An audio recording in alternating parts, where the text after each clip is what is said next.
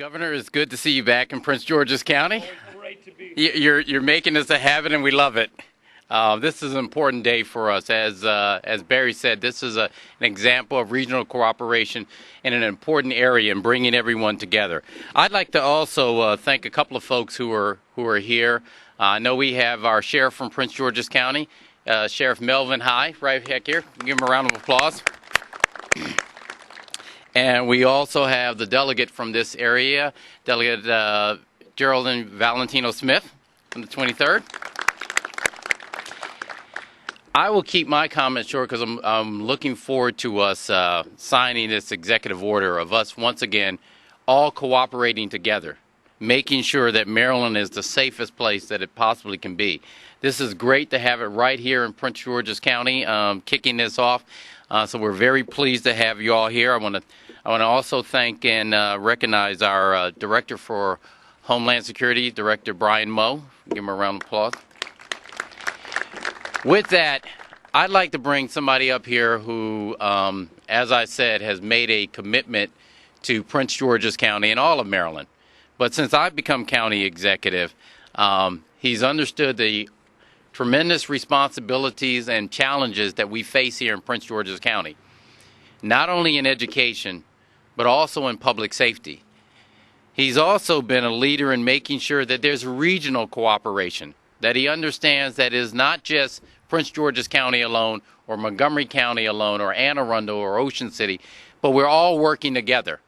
And he has done a tremendous job. He's been a great partner of mine since I've become county executive, and he's doing a great job as governor, our governor, Martin O'Malley. County Executive Baker, thank you very, very much. It is great to be with you once again in Prince George's County, and I want to commend the tremendous spirit of collaboration and cooperation that you've brought in the political realm to this great county.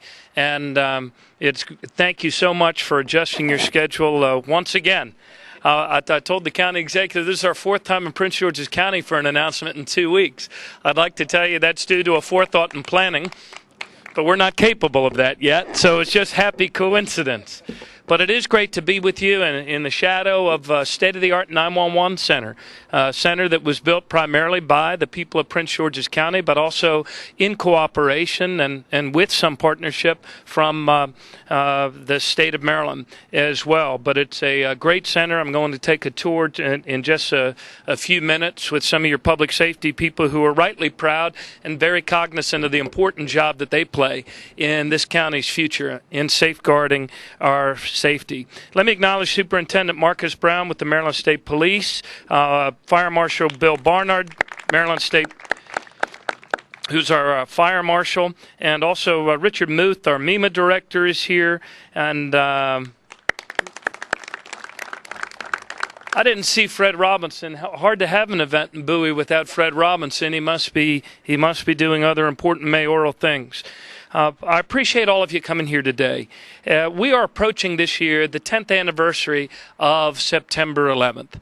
This is one of those anniversaries where all of us can think back 10 years ago and remember, well, most of us, almost exactly where we were on that day, what we were thinking. All of us were wondering when the second shoe would drop. All of us in elected positions where our primary responsibility is to protect our citizens, we're asking ourselves, what do we need to do? We all became, in a sense, deputy secretaries of Homeland Security that day. Every mayor, every county executive, because when a bad attack happens, and people pick up the phone and dial 911, it doesn't ring in the White House. It rings locally. And it is local assets, fire, police, bomb squads, that are dispatched. So the security and safety of our public is the most important and sacred responsibility that any of us in elective office have. And many of us have jobs very much on the front lines. We're all reminded and keep in our prayers the families of the 30 service members we lost in Afghanistan. But we are here today on the home front Thankful for those who make the sacrifices to protect us here at home as well. The public servants who make up our bomb squads are true heroes. They put themselves on the front lines of defending our public from threats, and some of those commanders of our 7 bomb teams are here. I'm just going to call each of their names. Maybe they'll raise their hand and wave. And Brian Bacon of Baltimore City, Raymond Aaron of Annapolis, Robert Conroy of Baltimore County, David Hartley of Ocean City, Dale Endock of Prince George's County, Kevin Frazier of Montgomery County, who may be out on a call, and our state team leader, Jack Waldner.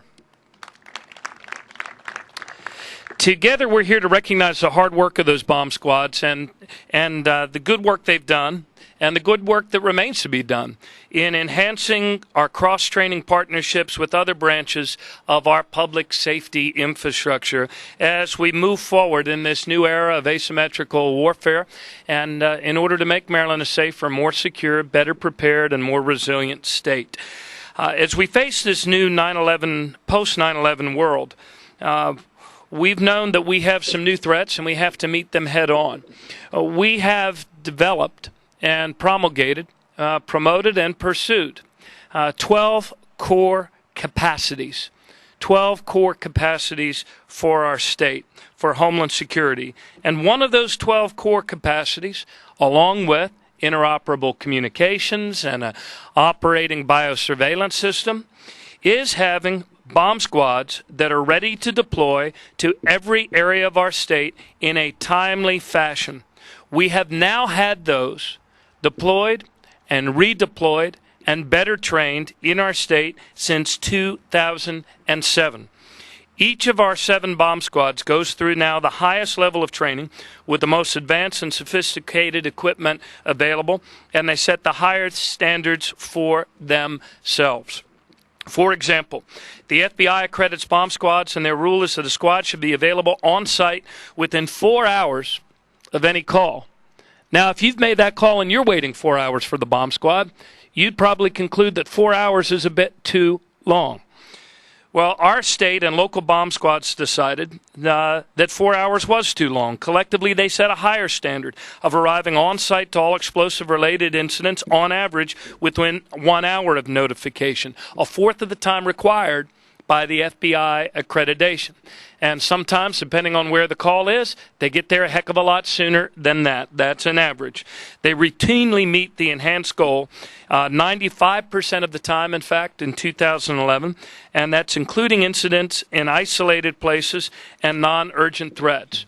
As we recognize our bomb squad response teams today, let us not forget that they frequently are now working side by side with our other specialized response teams, partnering to keep our communities safe. All of us, I think, remember September 2010 when a disturbed individual took hostages at the Discovery Channel building in Silver Spring. This person not only brandished a gun, but he also had a working bomb strapped to his chest. The situation was complicated. It was dangerous. It called for something. It called for something several of our bomb squads have been leading the way on, and that was collaborating, coordinating, connecting with our SWAT teams and working with them in an integrated way. Now, that might sound to you like something that happens routinely and something you see all the time on television. Well, you might see it all the time on television, but that was not always the way it was before. Because of this post-9/11 world, we have been integrating our training. You saw it happen during Hurricane Katrina when we had members from SWAT work with members from our urban search and rescue teams. They worked together. It was a phenomenal partnership, a great model, and they probably saved a lot of lives. During the Discovery Center incident, the bomb squads did that same thing. They were integrated with, they had trained with, and therefore they were able to work with the SWAT team. The bomb squad quickly assessed the type of bombs on the hostage taker, their potential explosive power, and the kind of trigger that was attached to that bomb, and they helped the SWAT team response that led to a successful resolution of that tragic incident without a greater loss of life. They were able to work together in part because the Montgomery County Bomb Squad and SWAT team had trained together for a coordinated incident just 2 months earlier. Now, that's the sort of cross-training that saves lives. That's the sort of cross-training that makes your state more prepared. That is the sort of core capacity that's used on a routine basis, month in and month out, so when the big incident happens, you're actually ready. You've done it before. You're not showing up to meet the guys in the bomb squad for the first time when the incident happens. That cross-training saved lives, and this sort of cross-training makes sense. It's exercises like these that allow for the effective coordination of resources, and so our state is continuing these partnerships by taking them statewide. Our bomb squad is partnering with the Department of Environment's Hazardous Waste Materials Response Team to identify guidelines so that additional state response teams can better coordinate. The state team's also partnering with the Maryland Maritime Tactical Operations Group to form a maritime bomb response team. This team will be fully equipped and operational by January 2012 and will enhance the state's ability to respond to water vessel-borne IEDs, bombs on boats, or other threats to our ports and to our waterways. Moreover, we've upgraded our bomb robots. We've gotten new and more sophisticated response tools with many of these pieces of equipment on display around you today. Our teams have shared equipment. They've worked together for years. The executive order that we are signing today recognizes not only the extraordinary cooperative efforts of our local and state bomb squads in protecting Maryland residents and visitors, but today's order also formalizes what have in the past been voluntary agreements, agreements taken on oftentimes by the own volition of the individual county first responders.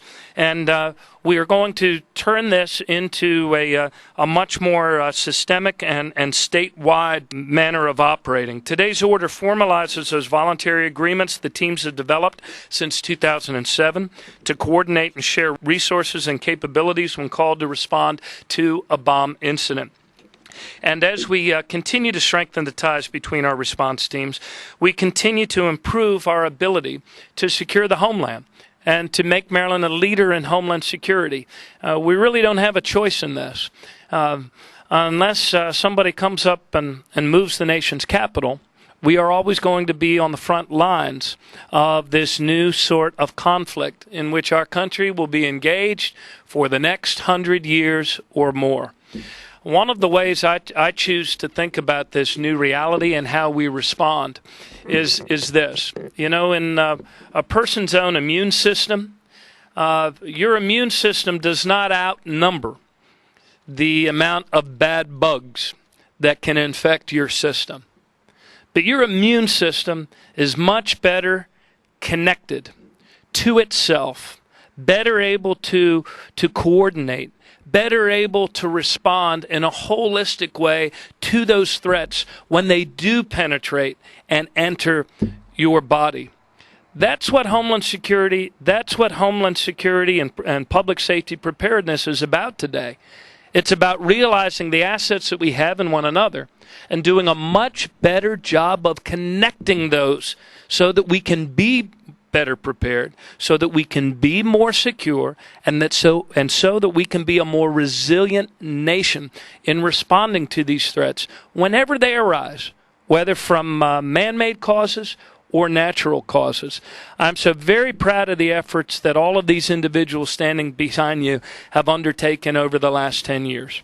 Maryland has become a model on this core capacity in homeland security and preparedness.